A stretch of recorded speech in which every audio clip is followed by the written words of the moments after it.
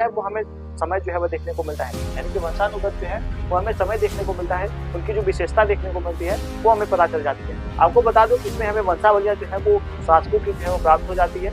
इसमें हमें चंद्रवंशी या सूर्यवंशी दोनों शासकों के जो है वो वंशावलियां हमें प्राप्त हो जाती है, जिनसे हम यह अनुमान लगा सकते हैं कि कौन से शासक कब के थे। तो हमें इनके बारे में चंद्रवंशी और सूर्यवंशी दोनों शासकों के बारे में जो है तो एक महत्वपूर्ण जो है वह इसमें जो है वो बातें जो है वो पता चल जाती है। आपको बता दूं कि राजाओं की जो वंशावली हमें प्राप्त हुई है, केवल आपको बता दूं कि 5 हमें ऐसे पुराण देखने को मिले हैं जिसमें राजाओं की वंशावलियां प्राप्त हुई है। आपको बता दूं कि ये जो 5 के हमें नाम देखने को मिलते हैं वो है हमारा पहला जो है वो वायु पुराण है, दूसरा हमारा विष्णु पुराण है और तीसरा हमारा मत्स्य पुराण है, चौथा ब्रह्मांड पुराण है और 5वां जो है वो भागवत पुराण है। आपको बता दूं कि इन पुराणों में हमें कुछ जो है वो विशेष वंश के बारे में भी जानकारियां जो है वो प्राप्त हो जाती है, तो थोड़ी उसके ऊपर जो है चर्चा करेंगे। तो आप देखेंगे जो विष्णु पुराण है इसमें हमें मौर्य वंश के बारे में जो है वो जानकारी मिलती है, मत्स्य पुराण में सातवाहन वंश के बारे में जानकारी मिलती है और वायु पुराण में गुप्त वंश के बारे में वो जानकारी प्राप्त हो जाती है। यानी कि आप देखेंगे किस तरीके से हमें पुराणों के माध्यम से जो है तो इन सभी वंशाओं के बारे में, वंशावलियों के बारे में जो है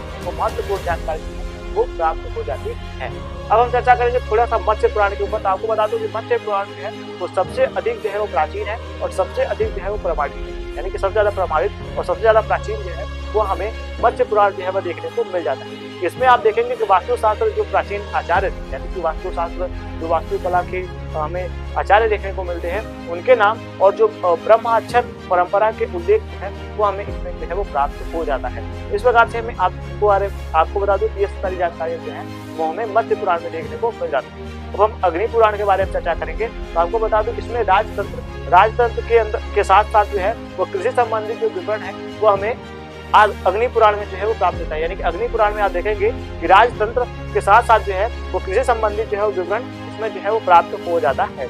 इतिहास तथा आपको बता दूं कि इतिहास के बारे पुराण के बारे में और कुछ बातें जो है वो हमें देखने को मिल जाती है। इतिहास तथा पुराण को जो है वो पंचम वेद भी कहा जाता है। इतिहास तथा पुराण को पंचम वेद के नाम से भी जाना जाता है और हिंदू धर्म का जो है प्रमुख परिचय जो पता चलता है, यानी कि हिंदू धर्म का जो है प्रमुख परिचय देखने को मिलता है वो हमें पुराणों में ही मिलता है, यानी कि पुराणों में ही हमें हिंदू धर्म का जो है वो परिचय देखने को मिल जाता है। इस प्रकार से हमने आज जो है वो पुराणों के ऊपर चर्चा करी और हमने इनके बारे में जो है वो सारी चीजों को जो है वो समझा। आपको ये क्लास कैसी लगी कमेंट सेक्शन में जरूर बताइएगा। उम्मीद करता हूँ आपको ये जो क्लास है वो कुछ ना कुछ जो है वो सीखने के लिए जानकारी जरूर जो है प्रदान करेगा।